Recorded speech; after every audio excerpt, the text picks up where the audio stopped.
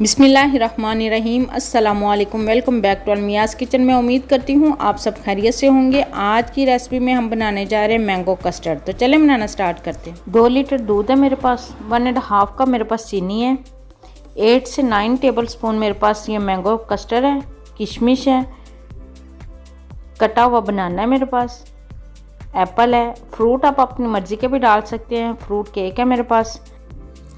अब हम इसमें से 2 कप दूध निकाल के इसमें कस्टर्ड पाउडर को अच्छा सा मिक्स करेंगे। कस्टर्ड को अच्छा सा मिक्स करने के बाद साथ ही हम दूध को बॉईल करने के लिए रखेंगे।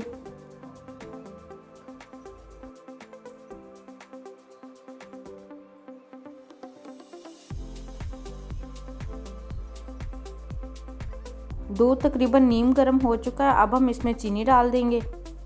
चीनी डाल के इसको अच्छा सा गर्म करेंगे जब तक इसको एक बॉयल नहीं आ जाता।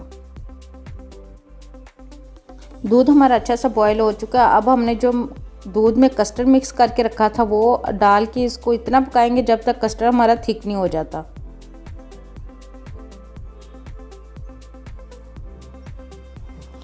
कस्टर्ड हमारा बन चुका है। अब हम इसको ठंडा होने के लिए रखेंगे। कस्टर्ड तकरीबन हमारा ठंडा हो चुका है। अब हम इसकी टॉपिंग तैयार करेंगे।